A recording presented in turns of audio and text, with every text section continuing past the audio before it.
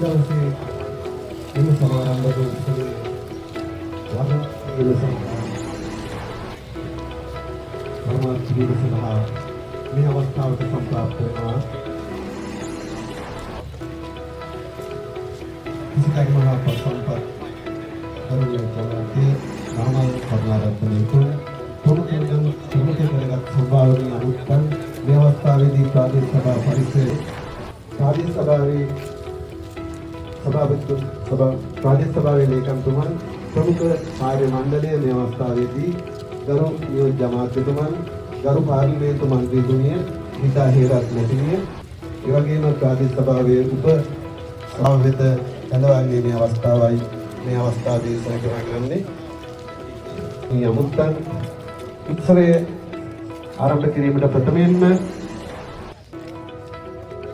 ජාතික හිතා හේරත් මැතිණිය අතින් ප්‍රාදේශ සභා රජයේ සෙවීම මේ අවස්ථාවේදී සිදු වෙනවා.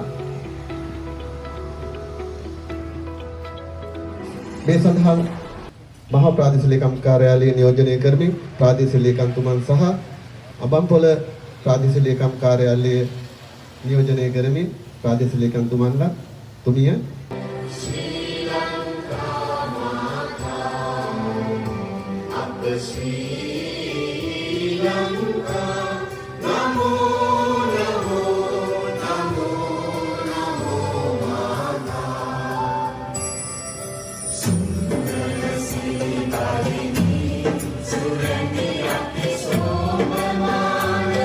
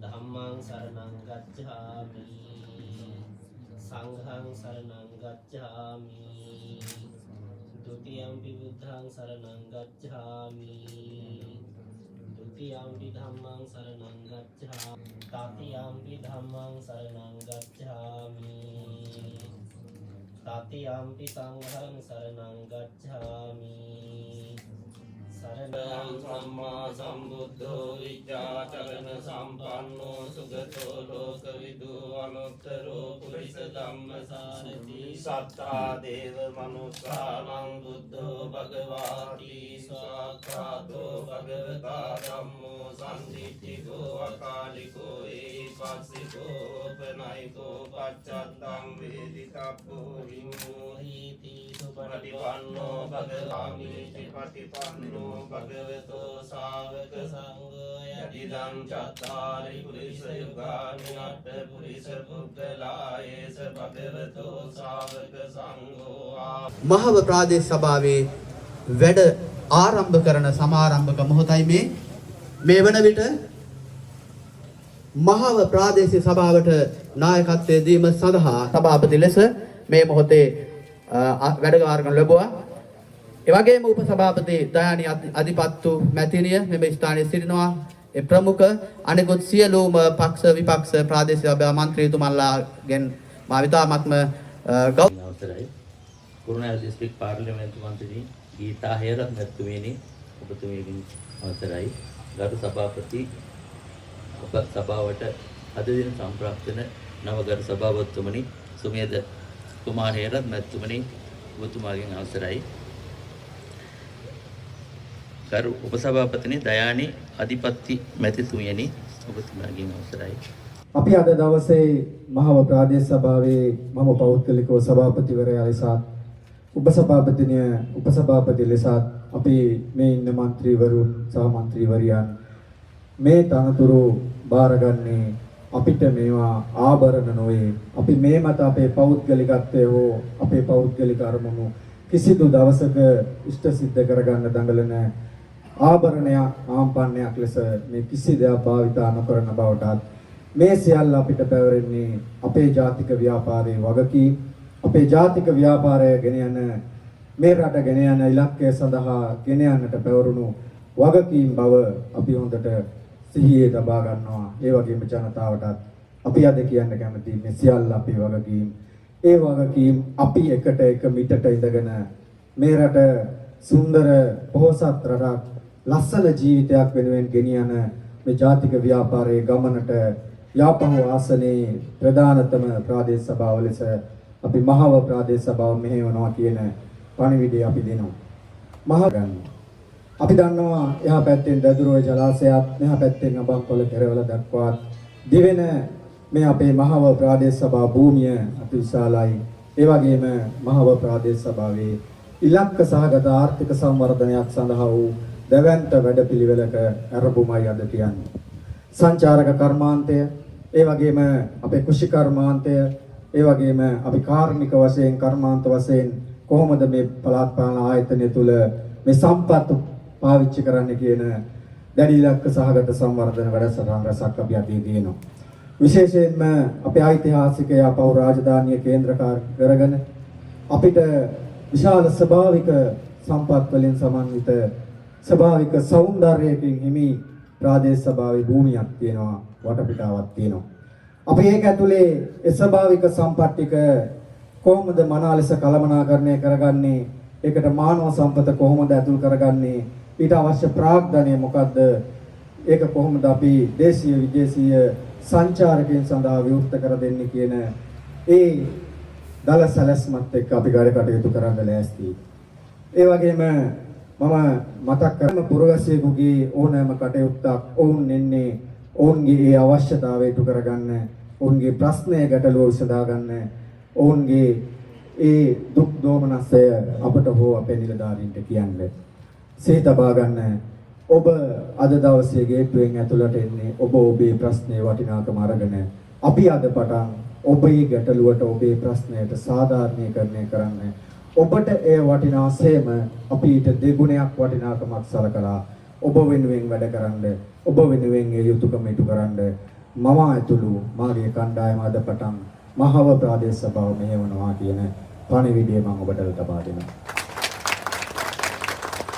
ඒ අපේ වගකීම, ඒ අපේ දේශපාලන ව්‍යාපාරයේ දැක්ම, එයයි අද දවසේ පටන් අපි සිදු කරන්නේ. එමෙ නැතුව මේ තනතුරු කාන්නමාන වලින් කිසි දවසක වැජබෙන්න මාවත් මාගේ මන්ත්‍රී කණ්ඩායමවත් එකදු මොහොතකවත් සූදානම් නැහැ. අපි ජනතාව වෙනුවෙන් පෙනී සිටින ජනතා ව්‍යාපාරයක මහජන නියෝජිතයන් පමණක් යයි අපි සිතනවා. ඒ තුළින්ම අපි මේ රටේ ජනාධිපතිවරයා, පාර්ලිමේන්තුව නැවුම් දේශපාලන සංස්කෘතියක් මේ රටට හඳුන්වා දෙනවා. අද පටන් මේ දේශපාලනය වැඩියෙන්ම දැනෙන්නේ, වැඩියෙන්ම දේශපාලනය සමග ගැටෙන්නේ මා සහ මේ පළාත් පාලන ප්‍රාදේශ සභා මන්ත්‍රීවරු. අපි අද පටන් ගමට අලුත් දේශපාලන සංස්කෘතියක් ගෙනියනවා. ඔබට අද පටන් අත්විඳින්න ලැබෙන්නේ අලුත් පළාත් පාලන එහෙම නැත්නම් අලුත් මන්ත්‍රීවරුන්ගේ නැවුම් දේශපාලන සංස්කෘතියක්. ඔබට ගැටලුවක් වේවි. ගියවර හිටපු ප්‍රාදේශ සභා සභාපතිවරයා නෙමෙයි, ඔහු නෙමෙයි, මේ ප්‍රාදේශ සභා මන්ත්‍රීවරුන්ගෙන් ඔබ දකින්න උත්සාහ කරන්න එපා. මීට පෙර හිටපු සභාපතිවරු, මීට පෙර හිටපු මන්ත්‍රීවරු. මොවුන් අද පටන් නැවුම් දේශපාලන සංස්කෘතියක සලකුණු ජනාධිපතිවරයා පාර්ලිමේන්තුව තැබුව ඒ පියවර දෙවෙනි පියවර ලෙස අපේ ආදරණීය මන්ත්‍රීවරුන් ගම්මතුක ගොඩනගමින් ඒ සංස්කෘතිය ගමට ගෙන යන වැඩපිළිවෙල අද පටන් අපි ආරම්භ කරනවා. ඉතින් ඒක ඇතුලේ ඔබ දකින්න එපා අපේ ගරු මන්ත්‍රීවරුන්ගේ ගරුත්වය පිළිබඳව හෝ මොවුන්ගේ වැඩ කිරීමේ හැකියාව හෝ කැපකිරීම අඩු බව දකින්න එපා. අපි මේ නව සංස්කෘතිය බිමට මොහු කරන්නට, ජනතාවට මොහු කරන්නට සෝදානම්. හැබැයි අපි වැඩ කිරීම සහ කලාව සහ බලය භාවිතා කිරීම ඇතුලේ ජනතාව වෙනුවෙන් ඕනම මොහොතක ඕනම අවස්ථාවක ලස්සන ජීවිතයක්, පොහොසත් රටක් ලස්සන ජීවිතයක් ගොඩනගන්න නම් පොහොසත් ගමක් ගොඩනැගිය යුතුයි. අපිට අද පැවරෙන්නේ පෝසත් ගමක් නිර්මාණය කිරීමේ වගකීම. මම ඉතා ගෞරවයෙන් ඉල්ලනවා සියලු දෙනාගෙන්ම වැඩ කරන ඒ දුක් විඳින ඒ කැපකිරීම කරන පරම්පරාවේ උරුමකරුවන් වන්න, ඒ පරම්පරාවේ කොටස්කරුවන් වෙන්න. අපි අපේ බලාපොරොත්තුව දලුලවමු, අපි පෝෂණය කරමු. වසන්තය එනවා සත්තයි. ඒ වසන්තයේ පිපෙන කුසුම් වල සුවඳ විඳින පරම්පරාවක හිමිකරුවන් වෙමු කියන ගෞරවනීය සහෝදරාත්මක ආරාධනය කරමින් මම මේ දෙනවා සියලු දෙනාට ස්තුතියි. ඉතිහාසයේ මුල් වතාවට මහව ප්‍රාදේශ සභාවට ජාතික ජනබලවේගයේ සභාපතිවරයෙක් තේරිපත් වෙලා ඉන්නවා. ඉතින් ඒ එක දේශපාලන ගමන වෙනසක් සිදු වෙමින් ඒ වෙනසත් එක්ක දැන් ඉදිරියට යමින් තිබෙනවා. නීති ආධිපත්‍ය තහවුරු වෙමින් තිබෙනවා. වැසිකිලි පහසුකම් හරියට නැතුව නගරයට එන කෙනෙක් ආපහු ගෙදර යනවා ඒ අවශ්‍යතා ටික ඉටු කරගන්න. කුණු ටික හරියට බැහැර කරගන්න විදියක් නැහැ. ඒ කියන්නේ රජයේ මුදල් මේසා විශාල වශයෙන් මේ පළාත් පාලන ආයතන පවත්වාගෙන යන්න නඩත්තු කරන්න වියදම් කරත් ජනතාවට ඒ අර පළාත් පාලන ආයතන පිහිටුවීමෙන් සිද්ධ වුණු අරමුණු ඉෂ්ට වෙලා තියෙනවද කියන ප්‍රශ්නය අපිට තියෙනවා. ඉතින් ඒ නිසා ඒකයි මම කිව්වේ මේ අපි අද දින මේ පටන් ගන්න මේ ගමන සුවිශේෂී අවස්ථාවක්. එතකොට මේ පළාත් පාලනය සම්බන්ධයෙන් ගත්තහම ප්‍රාදේශ සභා පිහිටුවීමෙන් මහජන සෞඛ්‍ය සම්බන්ධයෙන් වගකීම තියෙන පළාත් පාලන ආයතන වලට තමන්ගේ පුද්ගලික අරමුණු වෙනුවෙන් එහෙම නැත්නම් මේ ප්‍රාදේශ සභාවේ වාහනයක් පුද්ගලිකව අපි පරිහරණය කරන්න ඕනේ කියන ආසාව එහෙම නැත්නම් ප්‍රාදේශ සභා අරමුදල් වලින් ගමේ පාර හැදෙද්දී ඒකෙන් මට කීයක් ලැබෙනවද කියන ඒ පුද්ගලික අභිප්‍රාය අන්න ඒ වගේ අරමුණු වලින් නෙමෙයි මේ අය ඇවිල්ලා ඉන්නේ. අද දින මේ අභිනවයෙන් වැඩබාර ගන්න සභාපතිතුමා ඇතුළු ඒ අපේ උපසභාපතිතුමිය ඇතුළු ඒ ප්‍රාදේශ සභා සභික සියලු දෙනාට සුභාශිංසන කරමින් අපි සියලු දෙනා එකතු වෙලා විශේෂයෙන් මම තව එක කාරණයක් මතක් කරන්න ඕනේ. පහුගිය කාලවල අපි දැක්කා ප්‍රාදේශ සභාවේ නිලධාරීන් සමග මේ ජනතා නියෝජිතින් යම් ගැටලු ඇති කරගෙන අධිකරණය දක්වා මේ ප්‍රශ්න ගියපු අවස්ථාවල් අපි දැකලා තිබෙනවා. ඉතින් ඒ වගේ තත්වයන් උදා නොවි අපි සියලු දෙනා රාජ්‍ය ආන්ත්‍රණයත් එක්ක සම්බන්ධ වෙලා ජනතා නියෝජිතයින් විදිහට අනෙක් පැත්තෙන් ජනතාව එක්ක සම්බන්ධ වෙලා සහයෝගයෙන් යුතුව මේ වැඩ කටයුතු කරගෙන යමු කියන ඒ යෝජනාවත් කරමින් සියලු දෙනාට සුබ දවසක් ප්‍රාර්ථනා කරමින් මම නිහඬ වෙනවා. ස්තුතියි. මේ බිමට නායකත්වය දෙමින් සිස ජීවිතයේ පටන් මේ දක්වා අඛණ්ඩ අරගලයක නියැලුණු ඔබ අප බලා සිටින ඒ ආදරණීය මිනිසා ඔබ හමුවට පමුණවන්නයි මා මේ සූදානම් වන්නේ. විශේෂයෙන්ම ශ්‍රී ලංකා ප්‍රජාතාන්ත්‍රික සමාජවාදී ජනරජයේ කුරුණෑගල දිස්ත්‍රික්කයේ නියෝජනය කරමින් පාර්ලිමේන්තුව තුල හඬ නගන කෘෂිකර්ම පශු සම්පත් නියෝජ්‍ය අමාත්‍යතුමන් එවැගේම කුරුණෑගල දිස්ත්‍රික් සම්බන්ධීකරණ කමිටුවේ සභාපති ධූරයේ ධර්මින් ප්‍රාදේශීය නායකත්වය සපයමින් කටයුතු කරන නියෝජ්‍ය අමාත්‍ය නාමල් කරුණාරත්න සහෝදරයන්නි ඔබටයි මේ ආරාධනාව. අපි පළමුවෙන්ම සුබ පතනවා සුමේද දයානි ඇතුළු ප්‍රාදේශීය සභාවට තේලිපත් වුණු නව නායකත්වයේ නව മന്ത്രി මණ්ඩලයට ආණ්ඩු පක්ෂ විරුද්ධ පක්ෂේ සියලු දෙනාටම අපි සුබ පතනවා. ඔබට අපි සහාය පළ කරනවා. ඒ වගේම මතක් කරන්න කැමැති දැන් අපි කණ්ඩායම ගත්තොත් ඔක්කොම අලුත්ම ටීම් එකක් නැවුම් අලුතින් ඉගෙන ගන්න තියෙනවා. MBI වලින් අලුතින් ඉගෙන ගන්න තියෙනවා. ඉගෙන ගනිමින් ඉස්සරහට යන්න තියෙනවා. චෝදනා මොකුත් නැහැ. චෝදනාවට ලක් නොවි වැඩේ ඉස්සරහට යන්න ඕනේ. චෝදනා නැන්නේ අලුත්නේ. හරි. එතකොට චෝදනාවට ලක් නොවි වැඩේ ඉස්සරහට යන්න ඕනේ. වේගෙන් ඉගෙන ගන්න ඕනේ. අත් ඕනේ. ඒ වගේම මහජනතාවත් සැලකිල්ලට ගන්න ඕනේ මේ අලුත් ටීම් එකක්. දැන් සභාපති ගත්තොත් සුමේද කොල්ලෙක් තරුණි. සභාපතිනි ගත්තොත් දයානි තරුණයි. අලුත් සභාවට අලුත්. කලින් മന്ത്രി වෙලත් නැහැ. එතකොට පොඩි chance එකක් දෙන්නත් ඕනේ. චෝටි අඩුපාඩුකම් වෙන්න පුළුවන්. ඉගෙන ගනිමින් තමයි ඉස්සරහට යන්නේ.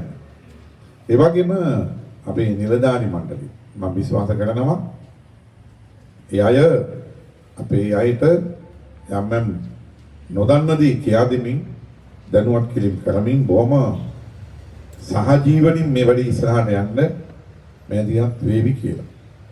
කොහොමත් මට මේ විශ්වාසය තියෙනවා. අපි මේ ටීම් එක ඉතාමත්ම කෙටි කාලෙකින් මේ ඔක්කොම අල්ලගන්නවා. මේ සියල්ල අල්ලගන්නවා. ඒක නිසා කවුරුත් නොමග යවන්න නම් උත්සාහ ගන්නත් තිබා. එහෙම උත්සාහයක් ගත්තොත් ඒක පහු වෙනකොට ඒක ටච් වෙනවා. අහු වෙන්නත් තිබා. ඒකත් කියනවා. අපි පාර්ලිමේන්තුවේ ගත්තොත් 11 දිනක් කැරින් අපි කණ්ඩායම 159 දෙනාගෙන් 11ක් කැරෙන අනිත් ඔක්කොම අඩු. විශ්වවිද්‍යාල මහාචාර්යවරු ඉන්නවා, ආචාර්යවරු ඉන්නවා, වෛද්‍යවරු ඉන්නවා, ඉංජිනේරුවරු ඉන්නවා, ඔක්කොම අඩු. ලංකා ඉතිහාසයේ වෘත්තිකයෝ වැඩියෙන්ම පාර්ලිමේන්තුවට ගිය අවස්ථාව මේක.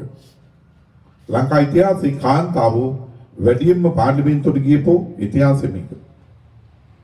කාන්තාවෝ දෙන්නේ කැරෙන්නේ තු සියලුම කාන්තාවෝ ආණ්ඩු පක්ෂී. දැන් ඔබ දැක්කා මෙතෙන් අපි වෙලාවටම ආවා. අපි ප්‍රාදේශීය ලේකම්තුමාලා ඉන්නවා. සම්බන්ධීකරණ කමිටුවට ලේකම්තුමා අපි පරක් වෙලා ඉනවද? වෙලාවටම එනවා. වෙලාවට වැඩ කරන්න පුරුදු වෙන්න ඕනේ. වෙලාව කිව්වොත් ඒ වෙලාව. ඒකත් එහෙමයි. පරක් වෙලා බෑ. එහෙමනම් මෙන්න මේකත් එක්ක අපිට දිගු ගමනක් යන්න තියෙනවා. ඒ ගමන යන්න සූදානම් වෙන්න කියලා අපි කියනවා. රාජ්‍ය සභාවට අදාළ නිල මඩුල්ලෙන් අපි ඉල්ලා සිටින අවශ්‍ය සහාය දෙන්න ඔබ සහාය දෙනවා කොහොමද? ජනතාවගෙන් අපි ඉල්ලනවා ඒ සහාය දෙන්න.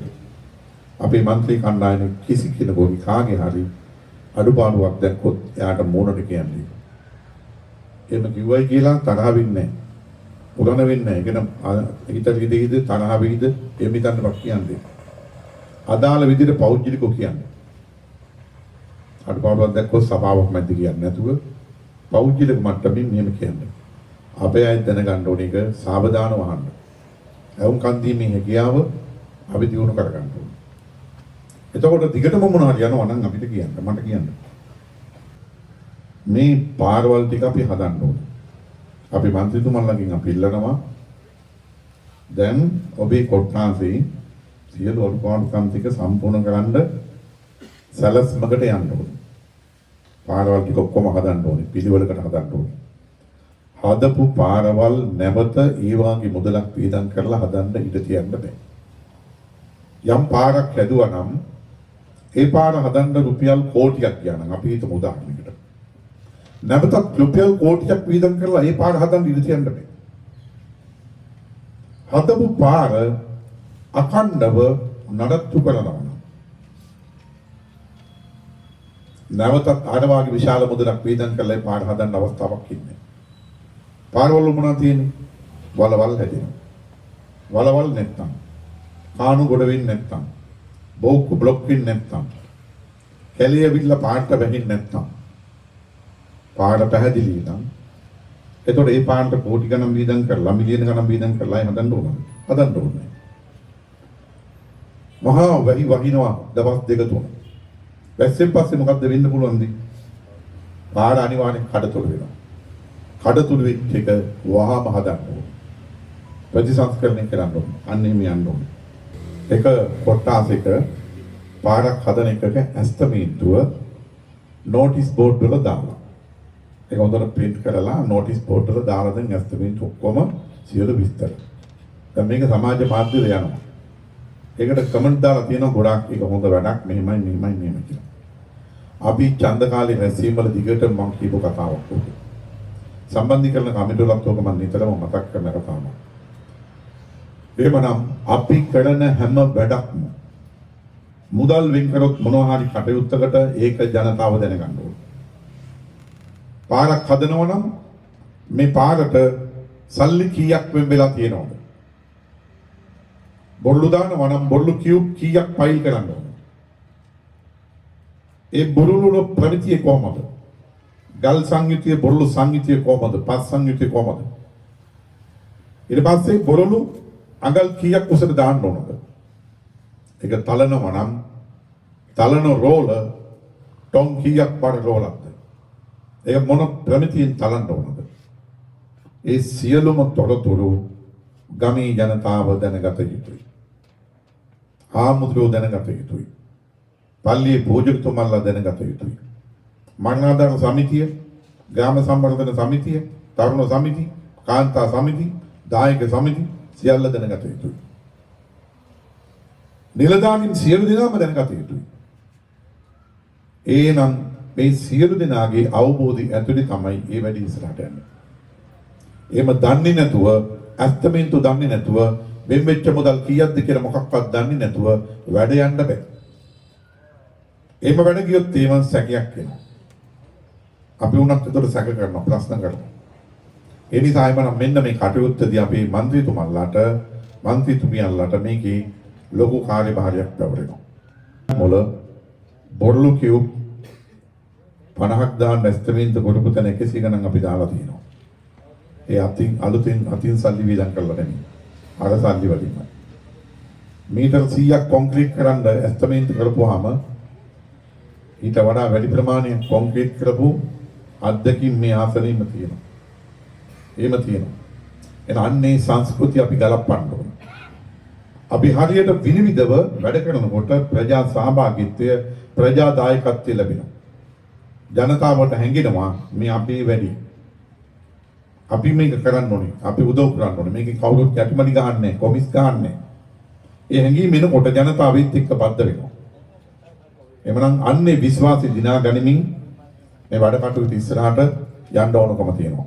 මම මේකත් කියන අවසාන වශයෙන් රාජ්‍ය සභාවේ මන්ත්‍රී කෙනෙකුගේ එලට වැටුප් දෙමේ හම්බෙන්නේ දීමනාවක්. කීයක් හම්බ වෙනවද කියලා දන්නවද? අපි ජනතාවගෙන් අහන්නේ.